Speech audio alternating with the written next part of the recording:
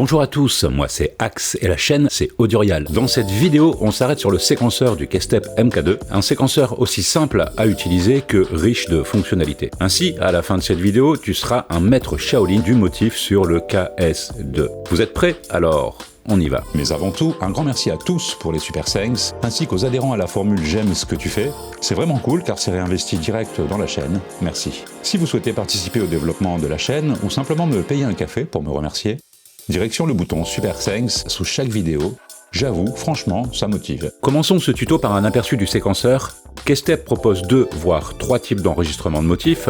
Le premier, on l'a évoqué dans la vidéo sur l'arpégiateur, donc je n'y reviens pas. Il est possible d'enregistrer nos séquences en jouant simplement sur le clavier, mais aussi à la façon SH101 en entrant notes, pauses et liaisons.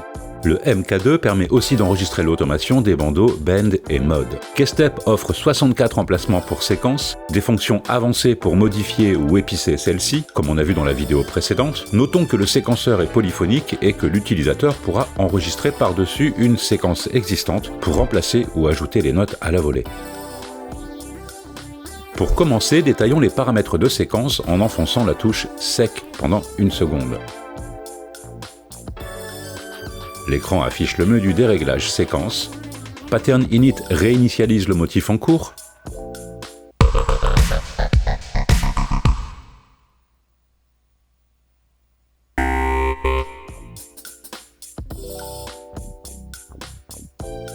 Clear Autumn supprime l'automation. Pitch Bend, modulation, gate et spice. Quantize applique un recalage des notes à la 16e de mesure, soit strict avec 100% ou plus souple avec 50%. On revient à l'écran précédent avec la touche Back.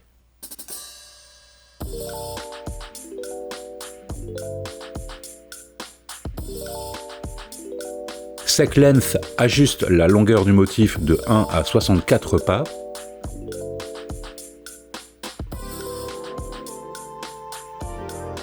Rec Count In applique un précompte d'une mesure avant l'enregistrement via un métronome visuel, comme nous le verrons. Rec Quantize permet d'appliquer la quantisation pendant l'enregistrement. Rec Automation pour enregistrer le mouvement sur les bandes tactiles.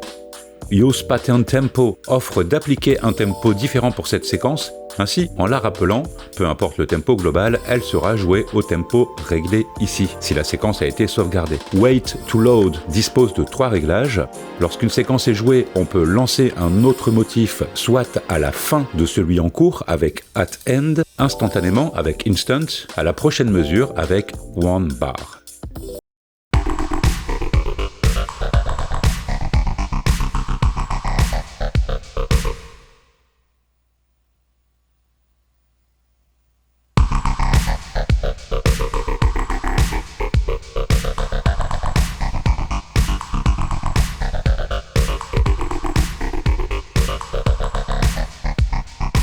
Programme Change, c'est pour sauvegarder le programme du périphérique qui est ciblé avec notre séquence. Ainsi, chaque séquence pourra rappeler un pré-réglage. La dernière entrée permet de réinitialiser tous les motifs enregistrés dans le Keystep MK2. Bien. Pour lancer une séquence, on enfonce Sec si elle n'est pas allumée, puis on choisit la séquence à jouer. Les 64 motifs sont organisés en 4 banques de 16, accessibles avec Shift plus 1, 2, 3, 4, puis on garde en Shift du La au Do, soit les touches 1 à 16.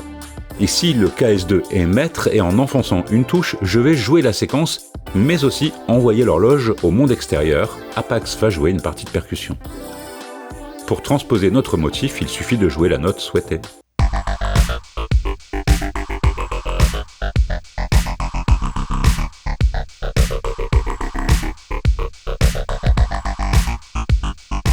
Voyons toutes les fonctions accessibles avec Shift et les touches du clavier.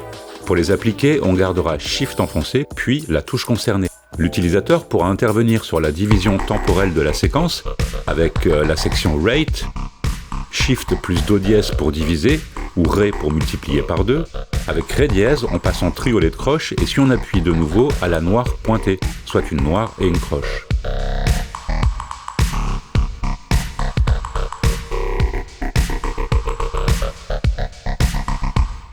Les outils d'édition sont Nudge pour décaler le début de la séquence vers la gauche avec Mi ou vers la droite avec Fa.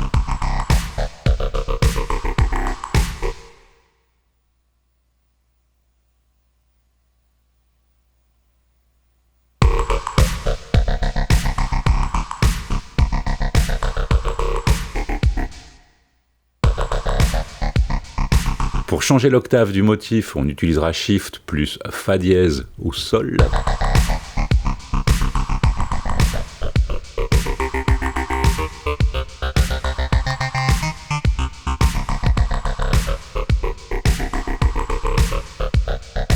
Avec Quant, on applique la quantisation au motif en cours. Grâce à Reload, on pourra toujours rappeler le motif enregistré, annulant les modifications apportées. Clear initialise le motif en cours. Enfin, Undo pour annuler soit la dernière note enfoncée en mode step, soit la dernière boucle en mode temps réel. Maintenant, enregistrons notre première phrase en mode pas à pas. J'enfonce sec une seconde, et dans sec length, j'indique le nombre de pas, disons 16. Je valide avec l'encodeur.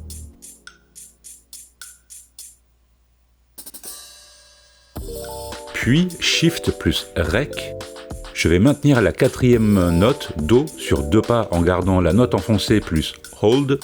On ajoute nos pauses avec Hold.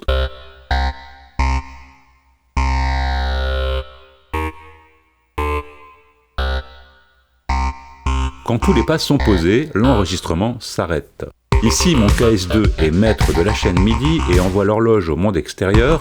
Donc en jouant une note, je lance le motif et lance les machines connectées.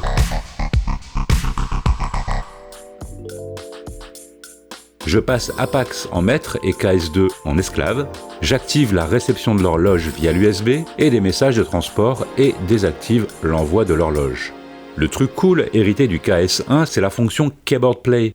Si je lance la lecture via Apax, je peux jouer un autre instrument sur le keystep pendant qu'il lit la séquence que l'on vient d'enregistrer. On sélectionne le canal MIDI du Keyboard Play dans les paramètres MIDI, j'enfonce l'encodeur 2 fois et le tourne 2 fois à droite, puis j'enfonce à nouveau et je sélectionne le canal désiré 5 ici.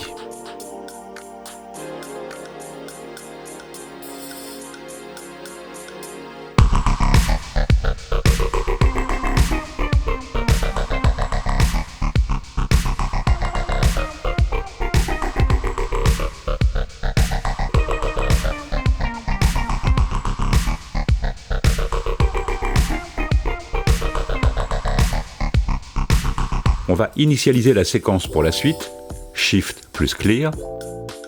Pour l'enregistrement en direct, plaquons quelques accords.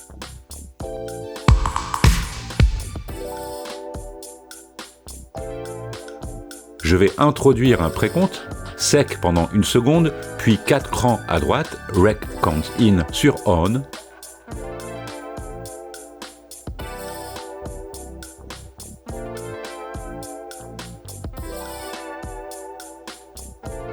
On enfonce Rec. Comme KS2 est maintenant esclave, je lance le séquenceur externe.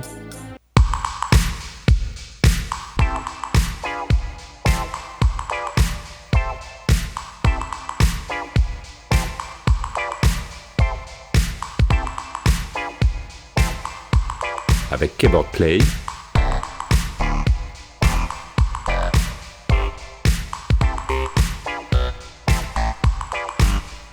Comme vu dans la vidéo sur l'arpégiateur, on pourra modifier notre séquence avec les fonctions Mutate.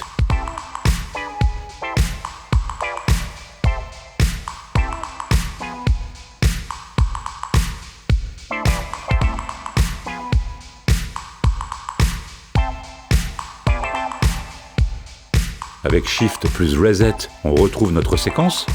Puis Spice et Dice, on a vu ça dans la vidéo précédente, donc je n'y reviens pas. Enfin, lorsque l'on est content de notre prise, on sauvegarde la séquence avec Shift et Save. On choisit l'emplacement de destination et on valide avec l'encodeur.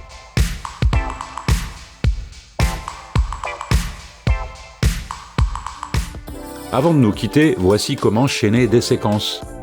En mode séquenceur, maintiens Shift et appuie sur Chain. L'affichage nous permet de sélectionner les séquences via la manipulation vue auparavant, Shift et les touches de clavier, Bank et Pattern.